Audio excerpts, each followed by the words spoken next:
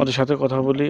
আর একটা টেবিল পোড়া, তারা বলতেছে যে টেবিলে কে বা কারা আগুন দিয়েছে তারা বলতে পারতেছে না। তো আমরা জিনিসটা তদন্ত করে দেখতেছি, তারপর আমরা বলতে পারবো আর কি। ঠিক আছে। অফিসার ইনচার্জ মহোদয় আমার এই ঘটনাটা জানাইলে আমি তাৎক্ষণিক ফোর্স নিয়ে ঘটনাস্থলে আসি। আসা কোনো লোকজন দেখতে পাইনি, এখানে কিছু লোক ছিল ভিতরে। সারাদিন আমি ইয়েতেই ছিলাম, আমাদের তিতাসেই ছিলাম, আমার এই এলাকাতেই ছিলাম। আমি আমার নিজ বাসভবনে আমাদের মুরব্বিয়ানদের নিয়েই ছিলাম বিকেল আনুমানিক 5-4:30 পর্যন্ত। করার পরে আমাদের প্রোগ্রাম ছিল হোমনা মঙ্গলকান্দি, সেখানে আমাদের একটা উরুস ছিল, আমি বিশেষ অতিথি ছিলাম। সেখানে গিয়ে তাদের সাথে একটু থেকে দেন আনুমানিক রাত 10টা, 10:30, 10:45 আমি শেষ করে আমি ঢাকার উদ্দেশ্যে বাড়িতে চলে যাচ্ছিলাম। যখন ঢাকাতে প্রায় আমি হানিফ ফ্লাইওভারের দিকে উঠবো, আমার বাড়ি বাসা ধানমন্ডিতে উঠবো, তখন ফোন এসলো যে আপনার বাড়িতে আগুন লাগছে, আপনাদের স্পেশালি অফিসে আমাদের আগুন লাগছে। বাড়ির ভিতরে ডাইনে পিছনে যেতে পারেনি, আমাদের যারা এখানে ছিল তারা আগুন নিভিয়েছে। তো ভেরি স্যাড, ভেরি ন্যাক্কারজনক। আমি মনের প্রত্যাশী এই বিএনপি জাতীয়তাবাদী দলের একজন সৈনিক, আমি যুক্তরাজ্য জিয়া পরিষদের ভাইস চেয়ারম্যান।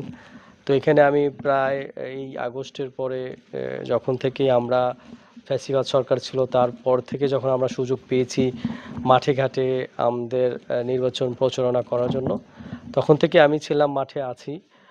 তো আই ডোন্ট নো, আপনারা, এটা খুবই দুঃখজনক যে আইন শৃঙ্খলা বাহিনী যারা আছেন তারা অবশ্যই, আমার জোর দাবি থাকবে, এটা শুধু আমার জন্য না, এরকম পুনরাবৃত্তি যাতে আরও বাংলাদেশে যাতে কোথাও না হয়।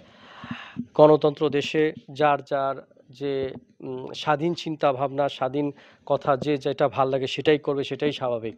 আমরা এই 15-16 বছর ত্যাগ তিতিক্ষার পরে এসেও এখনও যদি এই সিচুয়েশন আমাদেরকে পড়তে হয়, এই আচরণে আমাদেরকে ফেস করতে হয়, এটা আরও বেশি দুঃখজনক। কারণ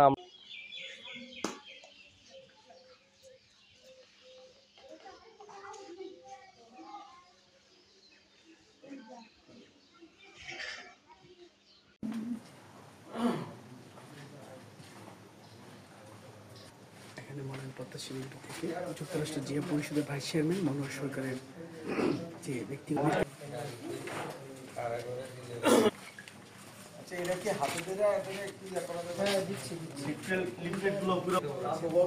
তারা তো বড় না তো,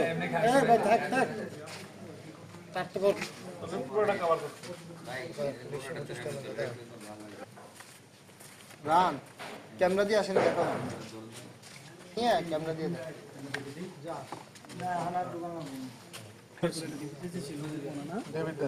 দেবিদ্দার ছিল, দেবিদ্দার ওইখানে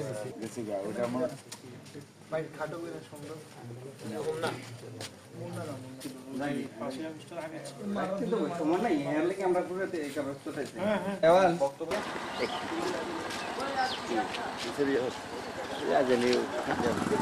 আমরা তো তিতাস উপজেলাতে আছি। জীবনে